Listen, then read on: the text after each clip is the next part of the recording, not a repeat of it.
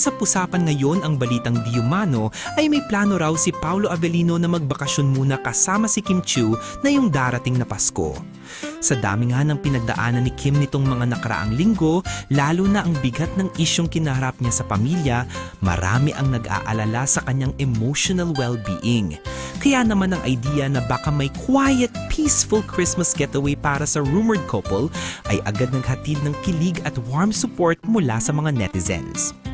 Ayon sa ilang sources, tila di umano'y ramdam daw ni Paolo ang bigat na dinadala ni Kim at gusto raw nitong maibsan kahit papaano ang stress na kinakaharap ng aktres.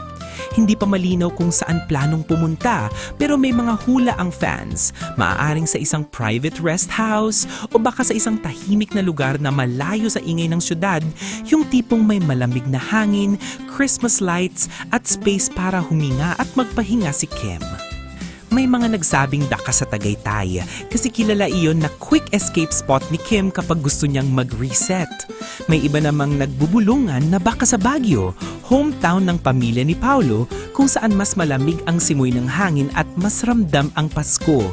Pero lahat ito ay spekulasyon lamang, base lang sa kilig hopes ng fans na sana nga ay makapag-relax si Kim at ma-feel niya na may taong hindi siya iiwan sa gitna ng mabigat na pinagdaraanan niya ngayon. Ang pinaka nakaka-touch dito ay ang idea na hindi lang basta vacation ang usapan, kundi pahinga para sa puso at isip ni Kim.